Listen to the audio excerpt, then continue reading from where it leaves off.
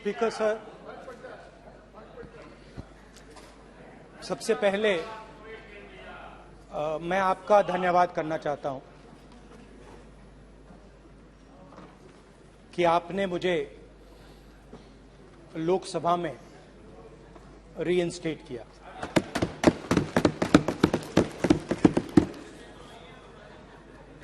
और पिछली बार जब मैं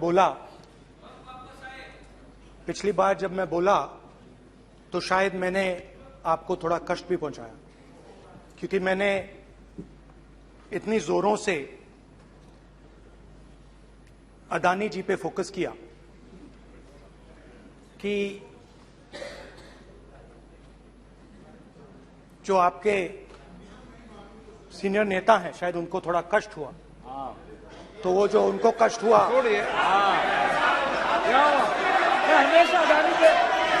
हमेशा अदानी पे अभी भी कष्ट हो रहा है। वो जो कष्ट हुआ, अभी भी कष्ट हो रहा है। विषय पे आइए, विषय पे। अभी भी कष्ट हो रहा है। ये देखिए, ये सारे नहीं बैठो, मगर सुनिए ये है। तो वो जो कष्ट हुआ 1 2 3 4 5 उसका असर शायद आप पे भी थोड़ा हुआ। तो इसके लिए मैं आपसे माफी मांगता हूं, मगर मैंने सिर्फ सच्चाई रखी थी। मगर आज जो मेरे बीजेपी के मित्र हैं, आज आपको डरने की जरूरत नहीं है, डरो मत। क्योंकि आज जो मेरा भाषण है, डरो मत और आप डरो मत।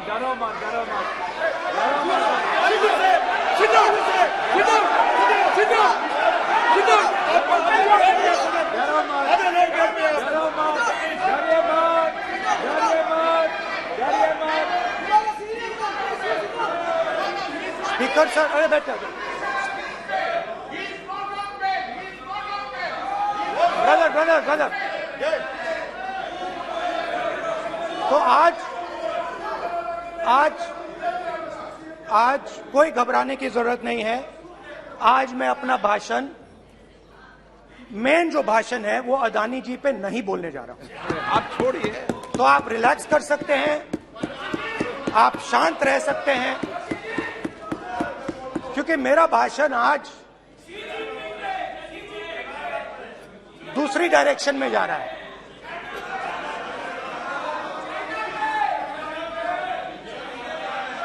रूमी ने कहा था जो शब्द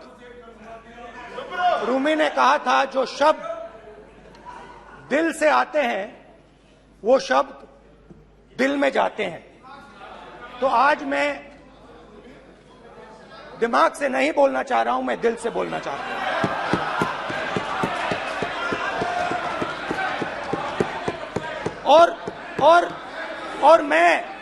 और मैं आज आप लोगों पर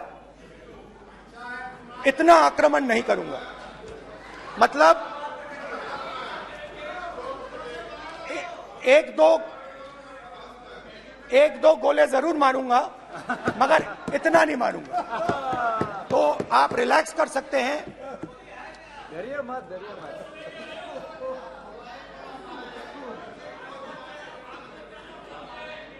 अरे रक्षा मंत्री जी आज संभाल लेंगे आप लोग।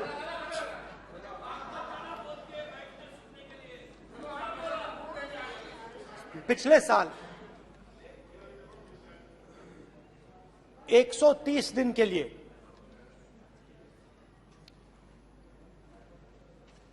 मैं भारत के एक कोने से दूसरे कोने तक गया। अकेला नहीं,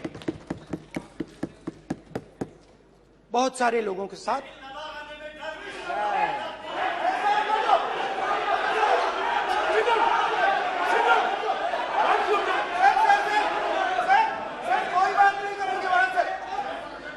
सर, ये हमारा टाइम खत्म करने का साजिश है। प्रधानमंत्री बोलेंगे ऐसे ही होंगे सर। सारे समाज निकल जाए। समुद्र अधीर अधीर अधीर समुद्र के तट से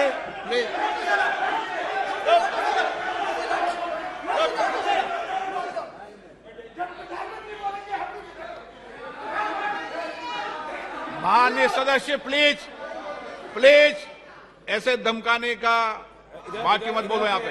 यहाँ पे बोलिए, आप उधर भी हाँ प्लीज। मैं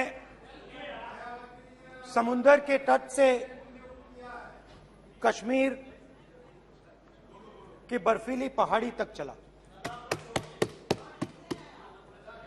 नहीं, लद्दाख को मैंने नहीं छोड़ा।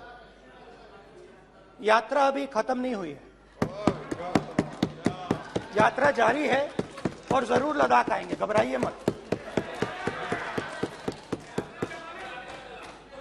बहुत सारे लोगों ने मुझसे पूछा यात्रा के दौरान, यात्रा के बाद कि राहुल तुम क्यों चल रहे हो, क्या तुम्हारा लक्ष्य क्या है,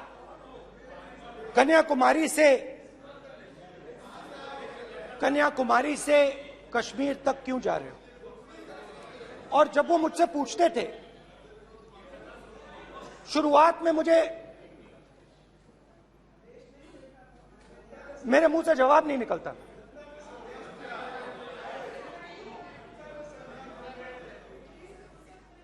शायद मुझे ही नहीं मालूम था कि मैंने ये यात्रा क्यों शुरू की।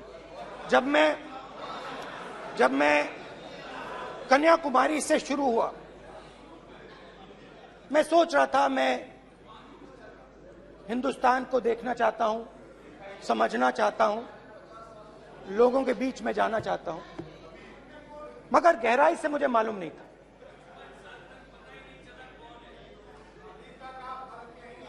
थोड़ी देर में मुझे बात समझ आने लगी।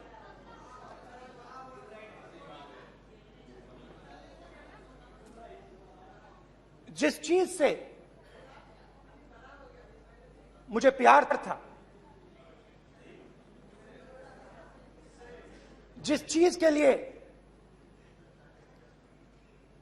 मैं मरने को तैयार हूं, जिस चीज के लिए मैं मोदी जी की जेलों में जाने को तैयार हूं, जिस चीज के लिए मैंने 10 साल हर रोज गाली खाई, उस चीज को मैं समझना चाहता था। ये है क्या जिसने मेरे दिल को इतनी। भाई आप रनिंग कमेंट्री बंद करो, नहीं तो हम भी चालू करेंगे। सुनने का आप धैर्य रखो। जिस चीज ने मेरे दिल को इतनी मजबूती से पकड़ रखा था, उसको मैं समझना चाहता। शुरुआत में जैसे मैंने शुरू किया, सालों से मैं हर रोज 8-10 किलोमीटर दौड़ता हूं, तो मेरे दिमाग में था कि अगर मैं 10 किलोमीटर दौड़ सकता हूं तो 25 किलोमीटर चलने का क्या मतलब, कोई बड़ी बात नहीं। ये मैंने सोचा था। आज मैं उस भावना को देखूं तो वो अहंकार था कि मैं ये कर सकता हूं, ये कुछ नहीं है। तो मेरे दिल में उस समय अहंकार था।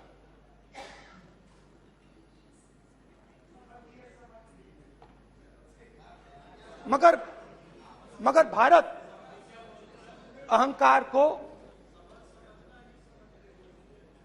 एकदम मिटा देता है, 1 सेकंड में मिटा देता है। तो हुआ क्या, 2-3 दिन में मेरे घुटने में दर्द शुरू हो गया। पुरानी इंजरी थी और जबरदस्त दर्द। हर रोज मैं उठूं और मेरे घुटने में दर्द, हर कदम में दर्द। तो पहले 2-3 दिनों में जो अहंकार था, जो मतलब भेड़िया जो निकला था, वो चींटी बन गई एकदम। जो हिंदुस्तान को अहंकार से देखने निकला था, वो पूरा का पूरा अहंकार गायब हो गया। और रोज मैं डर डर के चलूं कि क्या मैं कल चल पाऊंगा। ये मेरे दिल में डर था। और जब भी ये डर बढ़ता था, कहीं ना कहीं से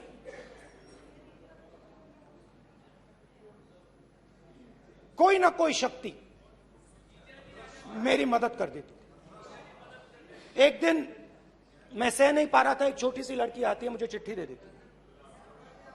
मैंने चिट्ठी खोली, 8 साल की थी, उसमें लिखा था, Rahul, I am walking with you, don't worry. उसने मेरे पैर में चोट देखी और उसने अपनी शक्ति मुझे दे दी। सिर्फ उसने नहीं, लाखों लोग ने। और शुरुआत में जब मैं चल रहा था, कोई किसान आता था, मैं एकदम पहले उसको अपनी बात बताता था कि आपको ये करना चाहिए,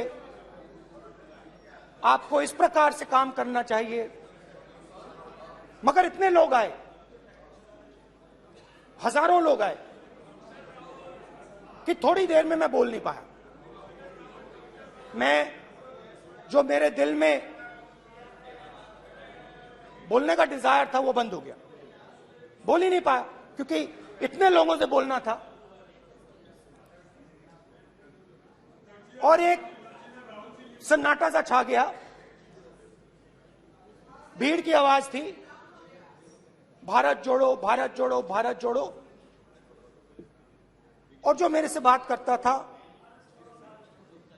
उसकी आवाज में सुनता गया।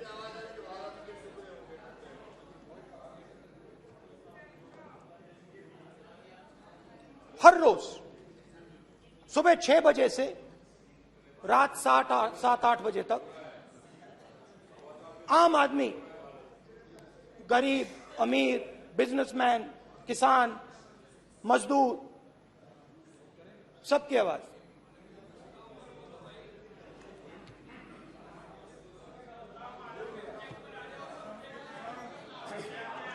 आ रहा हूं। आप कल से रुके, अब थोड़ा और रुक लो, 5-10 मिनट रुक जाओ। तो ये चलता गया, मैं बात सुनता गया। और फिर मेरे पास एक किसान आया, और किसान ने हाथ में रुई पकड़ी हुई थी, और उसने मुझे कहा, अध्यक्ष महोदय, उसने मुझे कहा, मेरी आंख में देखकर उसने मुझे अपना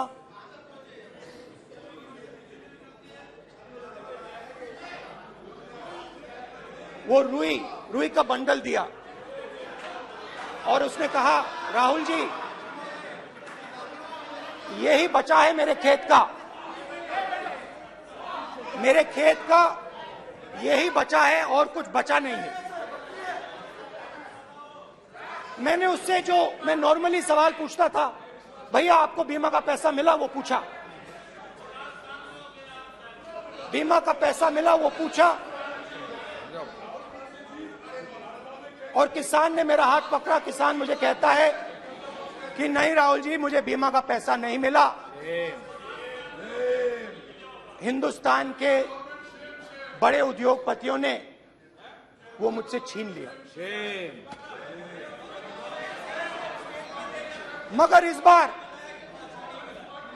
बड़ी अजीब सी चीज हुई। जब मैंने किसान को देखा और वो मुझसे बोल रहा था, तो जो उसके दिल में दर्द था वो मेरे दिल में आया। जो उसके आंखों में शर्म थी जब वो अपनी बीवी से बात करता था, वो शर्म मेरी आंखों में आई। जब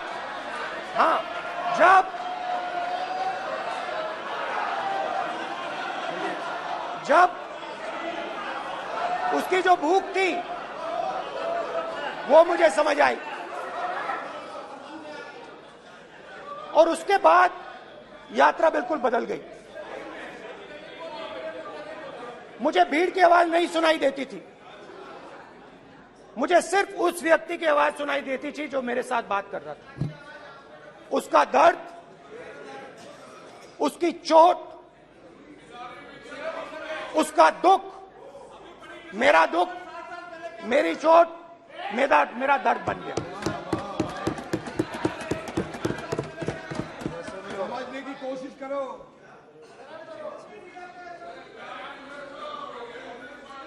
भाइयों और बहनों, लोग कहते हैं कि ये देश है,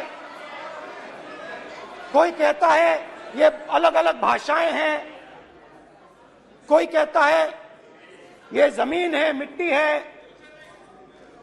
कोई कहता है ये धर्म है, ये सोना है, ये चांदी है।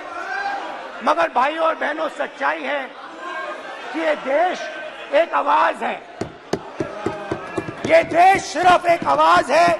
ये देश, इस देश की लोगों की आवाज है। इस देश के लोगों का दर्द है, दुख है, कठिनाइयां हैं।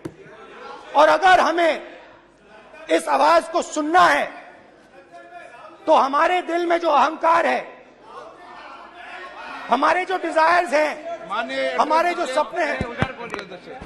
सपने हैं, उनको हमें परे करना पड़ेगा।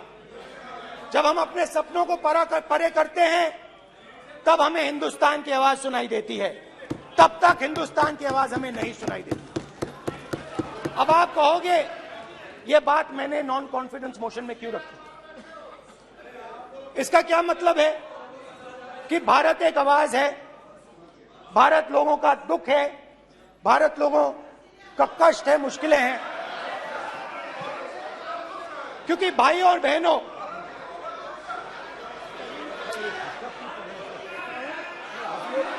अध्यक्ष महोदय, अब पूरा सूद समेत जवाब तुमको मिलेगा। पूरा सूद समेत जवाब देंगे सर। फिर आप हमें मत रोकेगा सर। अध्यक्ष महोदय, फिर आप हमें मत रोकेगा सर। आप हमें मत रोकेगा फिर। आप हमें मत रोकेगा। आप हमें मत रोकेगा फिर। आप हमको मत रोकेगा फिर। हम सब देख रहे हैं, सब सुन रहे हैं, आप हमको फिर मत रोकेगा सर। तो स्पीकर सर, भारत एक आवाज है। भारत इस देश के सब लोगों की आवाज है। और अगर हम उस आवाज को सुनना चाहते हैं, हमें अहंकार को, नफरत को मिटाना पड़ेगा। स्पीकर सर, कुछ ही दिन पहले मैं मणिपुर गया। हमारे प्रधानमंत्री नहीं गए, आज तक नहीं गए, क्योंकि उनके लिए मणिपुर हिंदुस्तान नहीं है।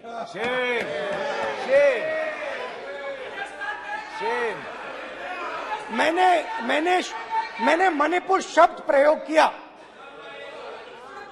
मगर आज की सच्चाई यह है कि मणिपुर नहीं बचा है। मणिपुर को आपने दो भाग में कर दिया है। मणिपुर को आपने बांट दिया है, तोड़ दिया है। मैं मणिपुर में रिलीफ कैंप्स में गया। रिलीफ कैंप में आज जा रहा हूं,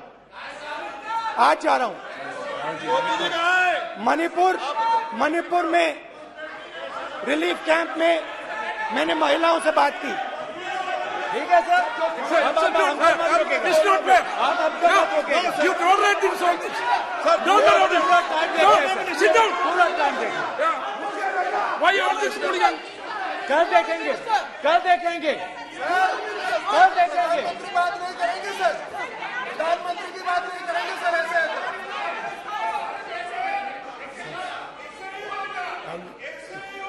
सूद समय मैं जवाब मणिपुर मिलेगा। गया और मणिपुर के कैंप्स में मैंने महिलाओं से बात की, बच्चों से बात की, जो हमारे प्रधानमंत्री जी ने आज तक नहीं किया।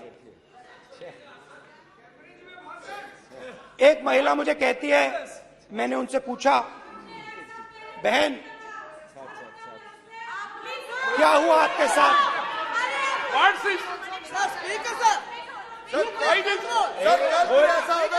एक एक मंत्री बोल रहे हैं, कल आप बोले एक एक मंत्री खड़े होके बोल रहे हैं, एक एक मंत्री खड़े होके ऐसे कर रहे हैं। एक एक मंत्री खड़े होंगे तो पूरे सांसद खड़े होंगे यहाँ पे, पूरे सांसद खड़े होंगे यहाँ पे। बैठे नहीं है, चुपचाप करिए। पूरे सब खड़े होंगे, पूरे सब खड़े होंगे।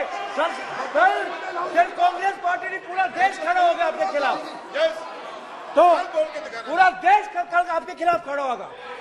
मैं बहुत सारी महिलाओं से बात किया, मगर मैं आपको दो उदाहरण देना चाहता हूं। एक महिला मुझे कहती है, मैंने कहा क्या हुआ तुम्हारे साथ? कहती है, मेरा छोटा सा बेटा, महिला का सम्मान करें प्लीज, ये सम्मान। एक ही बच्चा था मेरा, एक ही बच्चा था मेरा, मेरे सामने, मेरे आंखों के सामने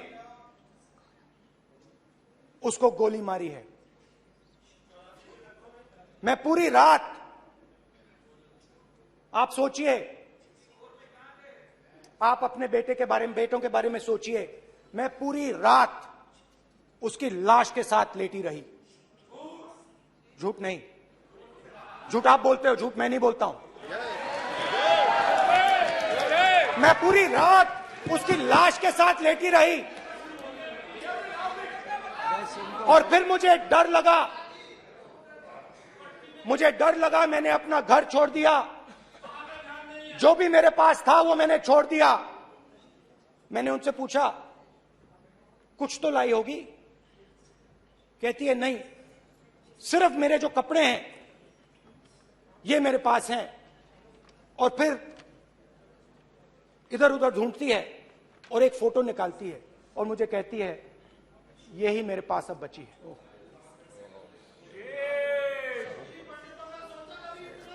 एक और उदाहरण, दूसरे कैंप में मैं, एक महिला मेरे सामने आती है, मैं उससे पूछता हूं, तुम्हारे साथ क्या हुआ? क्या हुआ तुम्हारे साथ? और जैसे ही मैंने ये सवाल पूछा,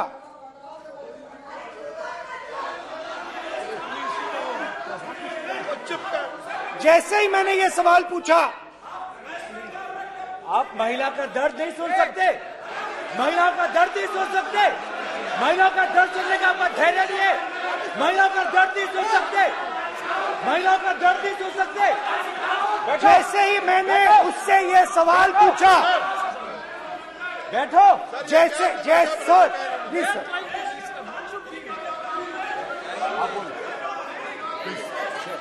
शर्म करिए, शर्म करिए। जैसे ही मैंने उससे सवाल पूछा, तुम्हारे साथ क्या हुआ, शर्म नहीं है तेरे को? वैसे ही एक सेकंड में वो कांपने लगी। उसने अपने दिमाग में वो दृश्य देखा और वो बेहोश हो गई।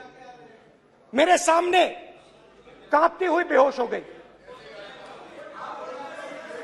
तो ये मैंने आपको सिर्फ 2 उदाहरण दिए हैं।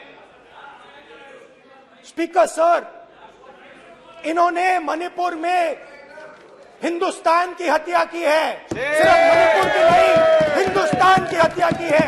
इनकी राजनीति ने मणिपुर को नहीं, हिंदुस्तान को मणिपुर में मारा है। हिंदुस्तान को कत्ल किया है, हिंदुस्तान का मर्डर किया है मणिपुर में। जैसे मैंने भाषण के शुरुआत में बोला, भारत एक आवाज है, भारत हमारी जनता की आवाज है, दिल की आवाज है। उस आवाज की हत्या आपने मणिपुर में की। इसका मतलब भारत माता की हत्या आपने मणिपुर में की।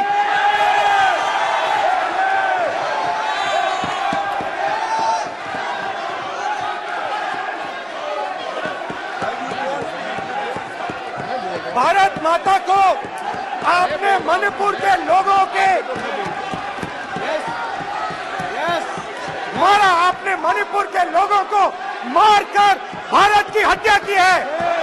आप देश द्रोही हो, आप देशभक्त नहीं हो, आप देश प्रेमी नहीं हो, आप देशद्रोही हो। आपने देश की हत्या मणिपुर में की। प्लीज प्लीज एक मिनट, प्लीज बैठिए, प्लीज बैठिए।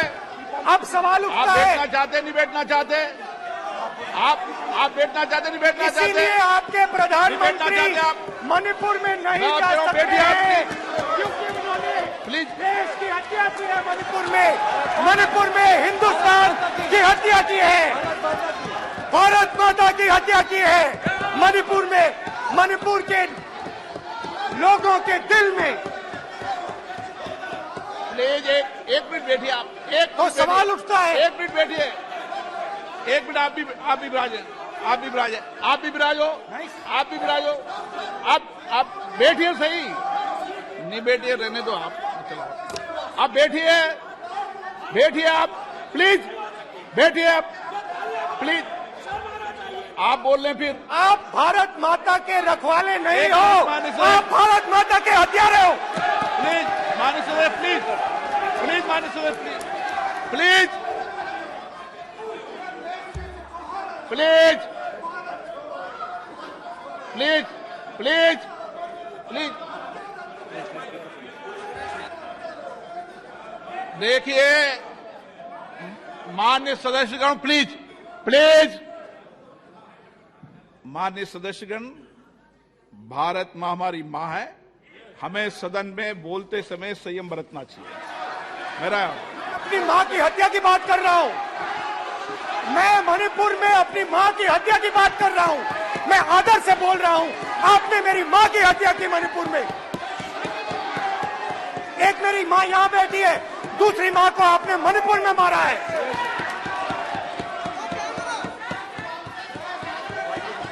और हर रोज जब तक आप हिंसा को बंद नहीं करोगे, तब तक आप मेरी मां की हत्या कर रहे हो। हिंदुस्तान की सेना मणिपुर में एक दिन में शांति ला सकती है, हिंदुस्तान की सेना का प्रयोग नहीं कर रहे हो, क्योंकि आप हिंदुस्तान को मणिपुर में मारना चाहते हो।